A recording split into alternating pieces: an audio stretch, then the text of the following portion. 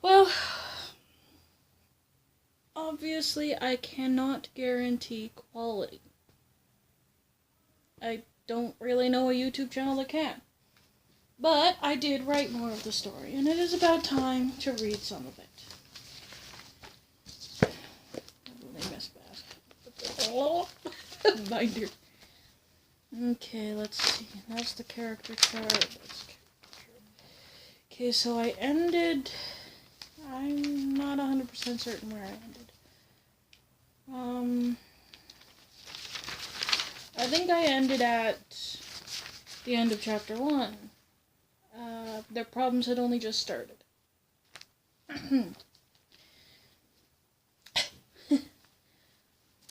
Once Audie left her room, she searched the entire home. Ash and Laurel were upstairs talking. Jasmine was in the dining room doing paperwork, but her father was nowhere to be found. "Where's Dad?" Audie asked Jasmine. "He went out," was the rather blunt reply. "Do you need to talk to him?" "No, just wondering," answered Audie. Audie knew she couldn't alarm them. She had no proof. Nothing to go on but a prophetic dream. I can't see the camera very well. She needed to use tact. And who better to ask about tact than her good friend, Zero Chart? Yay, new character. It was the best name I could come up with, okay? Sometimes Audie thinks he might be a secret agent. But really, what secret agent designs video games? Zero is a unicorn with a real talent for video game designing. All his games are high quality, even the ones on a low budget. He once told Audie he would do study anything the games were about until he got them perfect. And it shows. The most tactful pony she knew. He was the obvious choice, especially since she was rather weak in that area.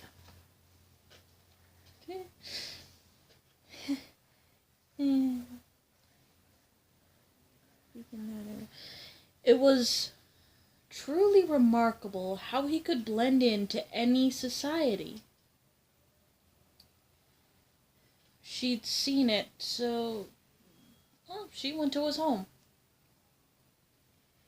Zero lived fairly close by, so there was no need to fly. In a few Dr. Seuss moment, oh my god. In a few minutes, Audie had made the trip and was standing at his front door.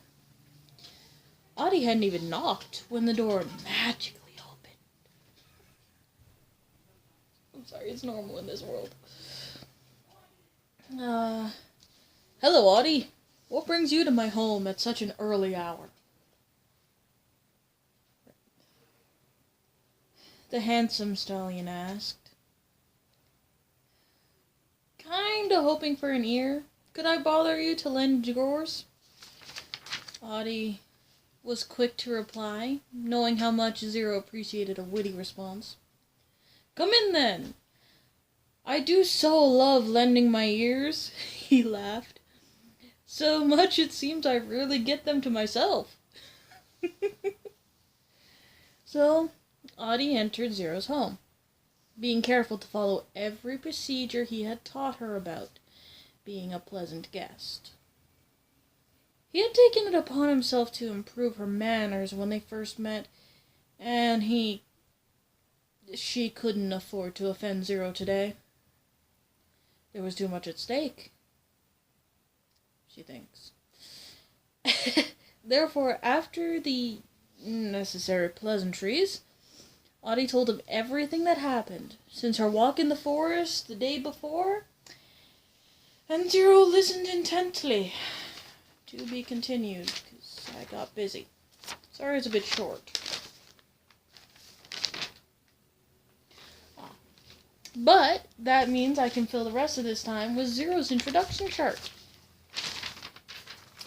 He got a page 2. My own family didn't get that. Zero chart. Male. He is a unicorn, obviously. His father was a Pegasus, but his mother, of course, was a unicorn. His abilities, well, some things he's better at include things like levitation, including himself, extreme acting skills. He's freaking good.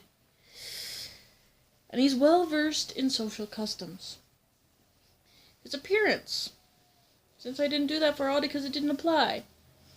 His appearance is, he's considered handsome.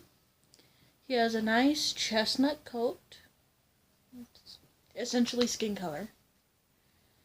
He has snowy white hair. Mane and tail. His eyes are a nice icy blue color. If you compare that to me, you haven't been watching the videos all the time. Because my eyes are... They vary. Zero's talent, obviously, is game designer. And his cutie mark is essentially a bit of computer code, like the zeros and the ones, which are essentially the ones that apply to the press start button in video games, which is interesting, I guess. The downsides. He is a perfectionist. To a fault. He is obsessively perfectionist. And he's very critical of others. Yeah. He will get offended if you aren't good enough, apparently. And he's quite a tease. He will pretend to be offended just to tease you a little bit. It's cute. Other facts. He is homosexual. One of the reasons it's so easy to be friends with Audie, who is female, is because he's not sexually attracted to her. And she returns the favor. She thinks of him as a good friend. There you go. We got it. And he makes friends easily, of course. His father makes maps, and his mother writes articles. Their names are, for his father's side, Star Chart, and on his mother's side, there's Written Path.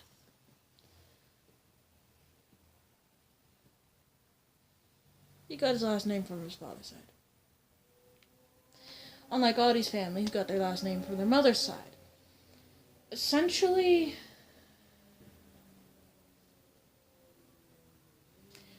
names are as confusing as in MLP as they are in real life. But that's the whole page there. That's all of it. Story's not very long. But since I've kept you waiting so long, I might as well make this a full-length video. So today is my good friend,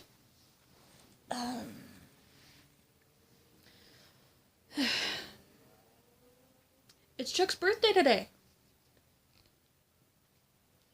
I call him Chuck because he's got the same name as his son, Charles.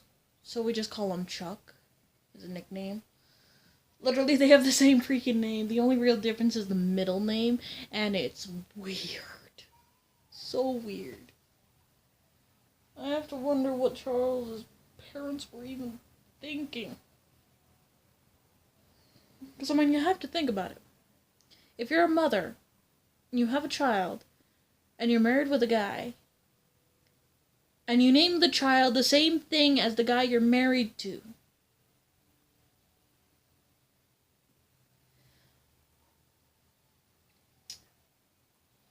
I don't envy her.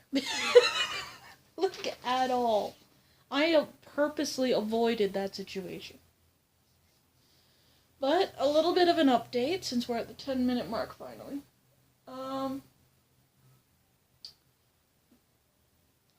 Freaking peeling like a snake over here, I swear. I feel like I'm part reptile, if you want to look. This is a bit... This is healing. This doesn't hurt to do this. It warms it up, but still. Back there. There's a little scaly right here. So that's... I think it's peeling. I can't see it. For here... There's a little bit of peeling. Feels like scales. I'm not gonna lie. It feels like frickin' scales. Wherever it tries to peel. Now the big bit of peeling, which I will lift you for, is over here. I know it's gross. I know very well it's gross. And worse than anything is it's itchy. But I have to put up with it for the sake of it actually healing right. Ow. It itches, but if I scratch too hard, it hurts. Oh, so itchy. But yeah, that's all. That's the worst of the things I can show you.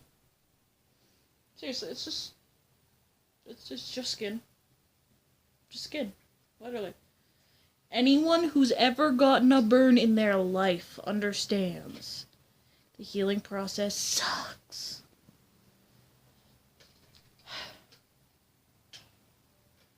But yeah, that's the burn situation. I still can't really go out in sunlight. Not direct sunlight, at least. I'm also going to be making some more doll clothes. Because Cheryl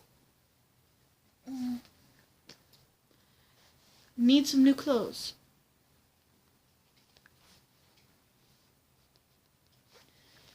And I got friends for Cheryl just a bit ago. They're not exactly next to me, so I'll grab them. There. These two.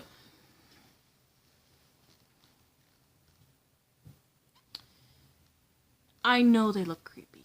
I know they do. But it means there's more models for clothing and stuff. They are porcelain. They are porcelain dolls. I had to find their box and read that. So I have not named them. Don't know if they came with names or what, but I have not named them. I'm not going to change their hair. That seems like a little bit big of a task for me with antiques. I might make them some clothes too.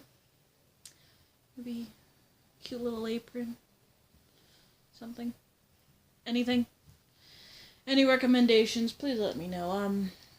You can communicate with me by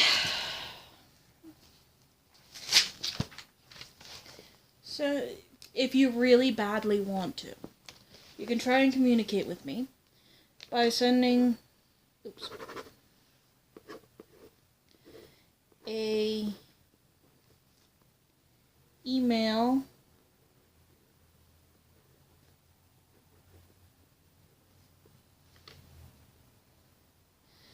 to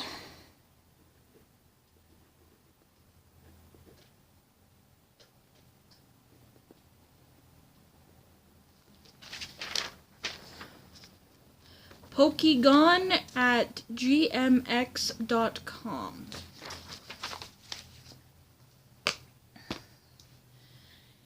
It's not the newest thing in the world, but once in a while I check it. So if you want to chat, message me there. I'll try and respond. See you in the next video.